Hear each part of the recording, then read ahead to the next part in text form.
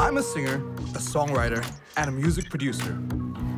I travel around the world with my music, but Singapore is where I call home. It's a small place, but there's so much for me to learn about this tiny island and all it has to offer.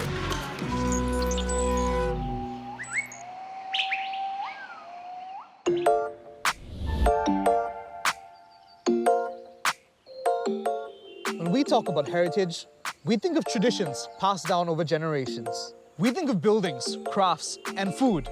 But have you thought about the nature around us as part of our heritage? In Singapore, we have 5 heritage roads. And we have heritage trees like this. How much history has this tree seen as our country changes around it? Join me to explore the heritage Mother Nature holds, where I follow in the footsteps of the curious. Clementi Forest, this is the real corridor. Marvel at a natural beauty which represents us. And discover a place where decor and nature have come together.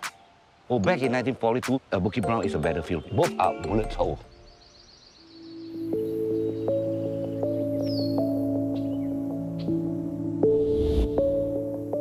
Remember this video? It went viral in 2020. Clementi Forest lies adjacent to the rail corridor, a stretch of nature and history much loved by Singaporeans today.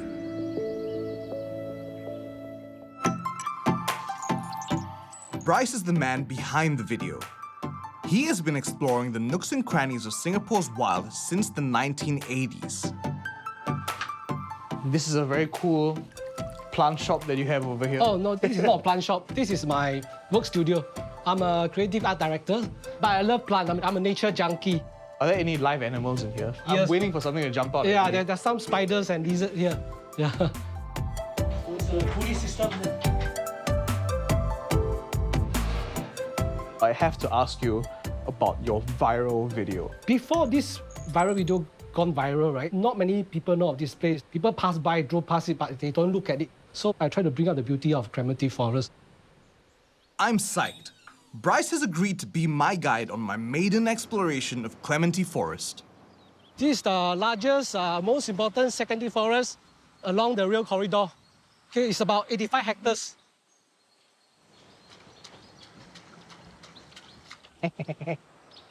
And according to Nature Society, there's about 90 species of birds here. Before World War II, there are some rubber plantation here and oil palm plantation here. This is the rubber tree. The seeds are inside. Turns out, Bryce is quite a history buff too. Nature and heritage is always together, you know. There used to be houses inside here. Hey, Daniel, I'll show you something. Come. This is so-called night soil buckets. Long time ago, down here have villages, right? Houses, right? So in the early days of Singapore, all the poo discharged into these iron buckets. This is made in England. It's iron, it's made of iron, that's why it's solid, you know. This right here is our heritage, and I am a part of Singapore, so if you'll excuse me.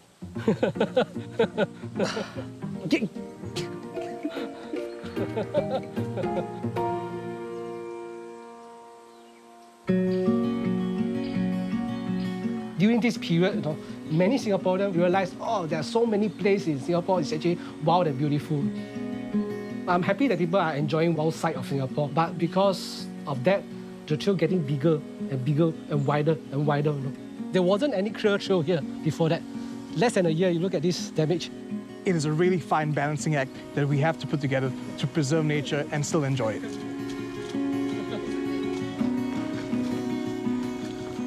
Come 2023, this might be a concern of the past. A series of new nature trails and boardwalks will be up by then, which will allow everyone to enjoy the greenery while conserving it. You okay? I'm all good. The trees are my friends.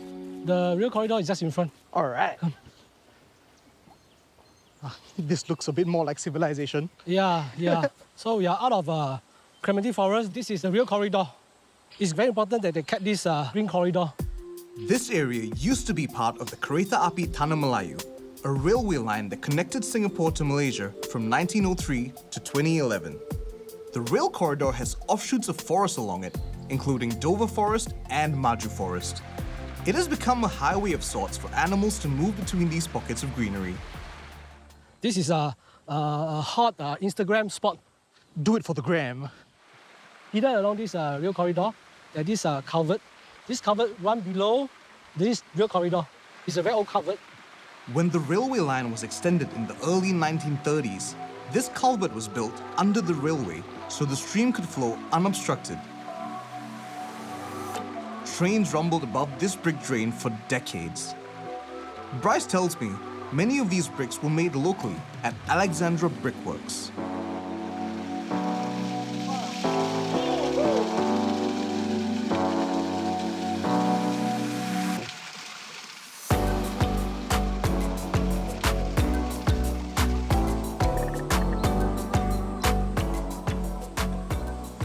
This is cool, man. To see all this overgrowth on what was a man-made structure. This is the Jurong Railway line.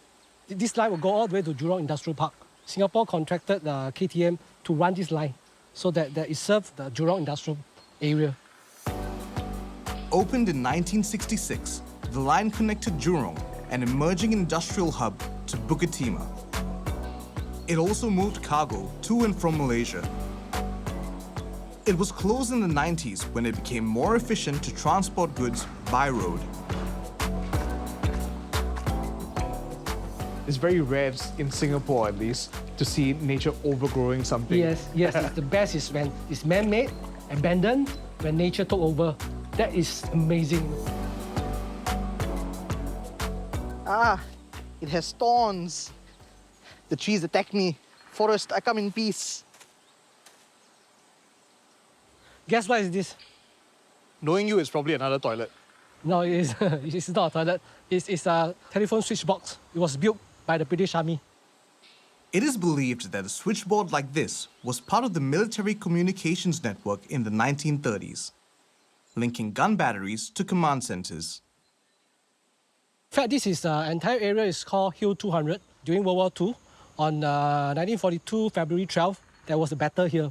And the battle lasted 3 days, and 41 Australian soldiers was killed here. Unveiling the mysteries of Clementi Forest has been such an adventure. Thanks to Bryce, I've gone wild with a big dose of local history trivia. Look at this blind going on this rusty door. It's beautiful, you see? Yes, I even gone through the It's embedded. little holes Yeah. here. I think it's a shame to let places like this that are so important to our history become forgotten. I mean, it's really cool that something that's part of our industrial heritage has now become something that's back in our natural heritage. I continue my search for the ways our heritage is rooted in nature, this time through blooming beauties. Maybe got to remove the enter cap.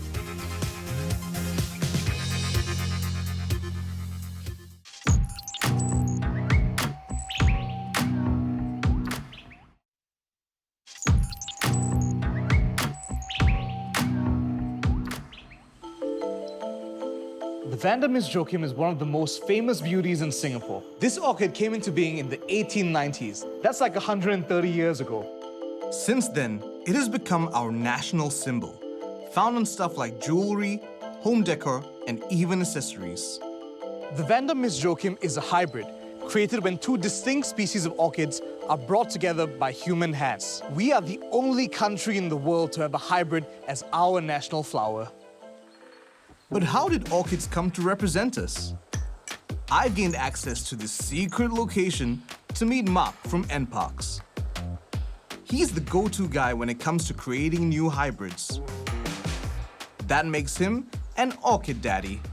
This is Pasir Panjang Nursery. It is the biggest nursery under the National Parks Board. So this is kind of like our national nursery. Yes, this is where all the action is. All of the trees and plants that you can see in our different parks come from this nursery. This is the orchid part of Pasir Panjang Nursery. We have 500 different types of orchids. I think I recognize those. These are the pretty iconic ones, right? These are Vanda Miss Joachim. Yep. The Vanda Miss Joaquim is our national flower because it was chosen for its beauty, resilience, and year-round blooming quality. Orchids are intertwined with the history, culture, and commerce in Singapore. In 1928, one of our former directors, Sir Eric Holtham, set up an orchid laboratory in the Botanic Gardens. He wanted to conduct experiments on orchid breeding. This resulted in many robust and free-flowering hybrids. What are some of the things you have to think of when you're creating a hybrid? We look for a few traits such as color and size. We want to go for a more intense color. We like to go for something that is bigger and also with higher flower count. It's time to make an orchid baby. Take the pollen from the father plant and then we will put it onto the stigmatic surface of the mother plant. Can I choose the mother? Yes, you can. How about these guys? There are two very different genera, so it's like two different families and it's very hard to breed. You destroyed my hopes of a baby. Fine, I'll pick another. Okay. I like the spots on this one. They're similar size. These? Let's do it. The flower easier to take from the side. Pick it up. Yep. All right. Then you got to remove the enter cap. No special tools needed here. The pencil's funnel shape gets the job done. Time to pollinate the mother. Right under. All right, I think it's in. It's done. It's my orchid baby. If everything goes well, seed pods will form in 3 to 6 months' time. Then, the seeds are taken for micropropagation. Micropropagation is a way of artificially sowing seeds and growing plants in a laboratory setting. In the 1920s, Eric Holtham, he developed a new way of micropropagating orchids. Because of this new technique, we were able to mass produce and send many orchid cut flowers throughout the world. And this helped to put Singapore in the world map in the cut flower industry. And this eventually helped us to get our World Heritage status. Apparently, from pollination to bloom, it takes 4 to 5 years to create a hybrid. That's a long time, man. Luckily, there are many other orchids that I can admire without having to wait that long. Especially here at the National Orchid Garden.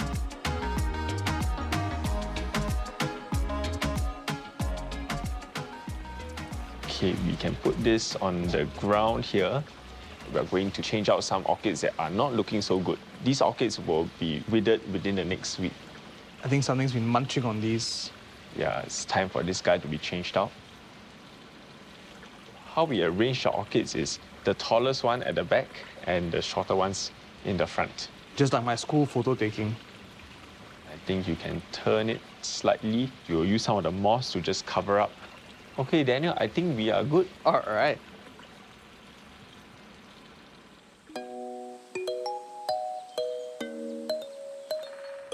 Daniel, I'm going to bring you to the VIP Orchid Garden. Thank you for considering me a VIP. Sorry, you're not the VIP, but the orchids are the VIPs. VIP, very important plants. This orchid is named after Barack and Michelle Obama, and it was named on the 2nd of August in 2016. Dendrobium Barack and Michelle Obama. This orchid is named after Queen Elizabeth during her visit to the Singapore Botanic Gardens in 1972. Dendrobium Elizabeth. Orchids are such a big part of who we are that we use these flowers to build goodwill around the world. I think it's really special that even though we have native species of orchids in Singapore, our national flower is a hybrid. To me, that just speaks of our innovation and progress. We take it one step further with our orchid diplomacy, creating such thoughtful and unique gifts for distinguished individuals. When am I going to get one?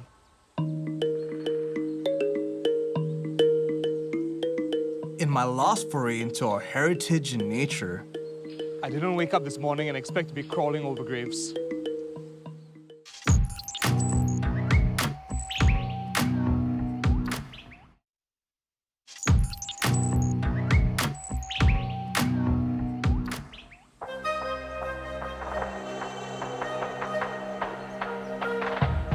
Do you know there's something that can be found in this forest? Something that goes back 100 years. To seek them out, I have to step through these gates to somewhere otherworldly.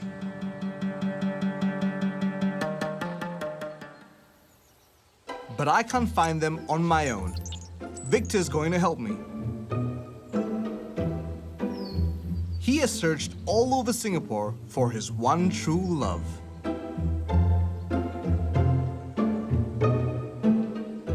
Daniel, I've been collecting tiles for the last few decades. When I come to this place, then I realize, wow, here are a lot of beautiful tiles.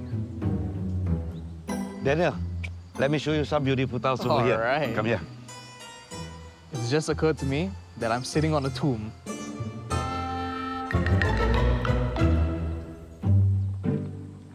This is Bukit Brown, the last place in Singapore where you would expect to find decorative tiles. I didn't wake up this morning and expect to be crawling over graves.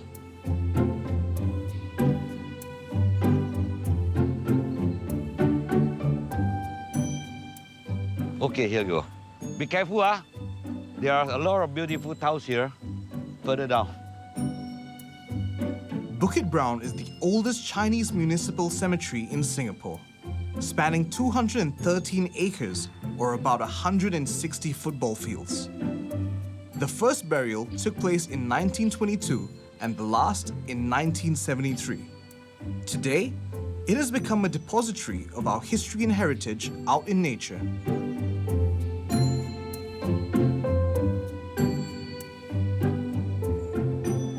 This tomb was erected in 1926. That means now approximately about 90 over years already.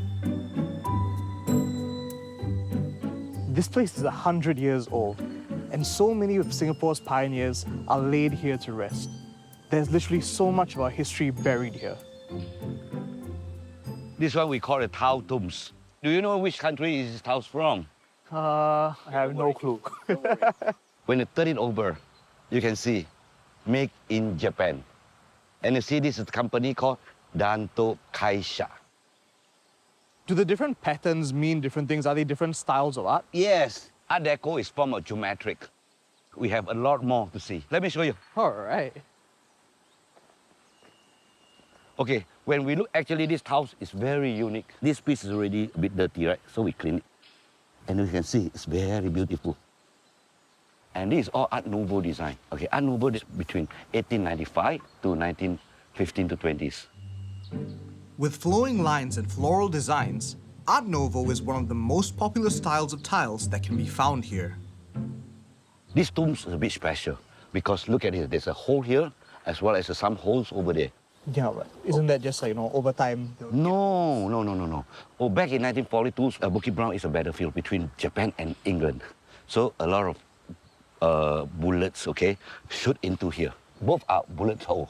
This tomb was one of my favorite because there's a lot of international styles here. We do have Belgium tiles, we have England tiles, we have Japanese tiles. One more thing, we also have Singapore tiles. Then can you see something here? I think I see a You see a T? C, A C? another T. Another T? TCT.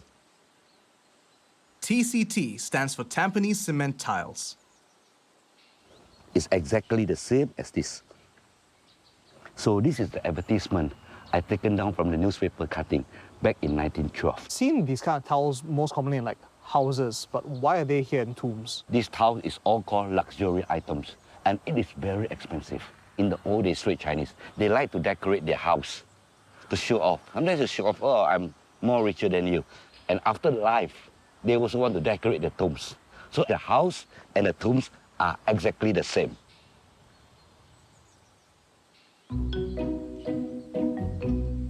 This is this typical Chinese motif, but a lot of Peranakans using it. Those like fruits, Make a guess. What is this? orange, No. Orange. pomegranate. Yes, you are right. Nah. Pomegranate is for fertility. Oh, okay.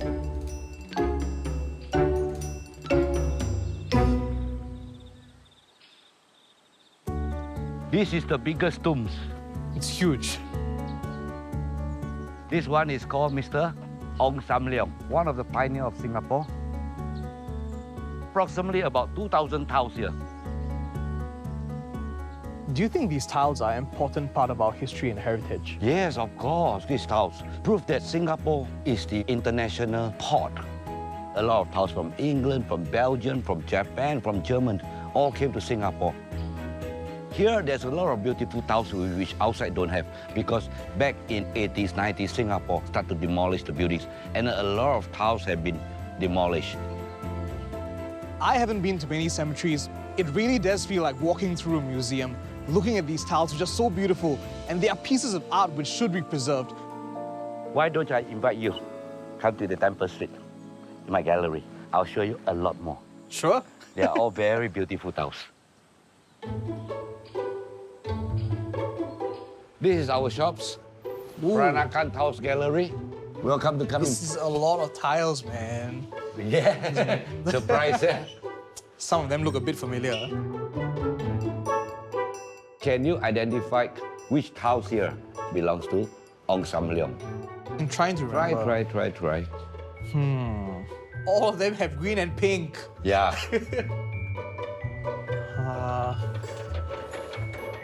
You need some clue? I think I need a clue. Whole lot here. So it must be this. Yes, you are Oh, right. right. Okay, you are right. This one, okay? Victor has made it his life's work to tell the rich backstories of these decorative tiles. He taught me about the role of tiles in Chinese culture and how their placement on the tombs actually represents their home in the afterlife.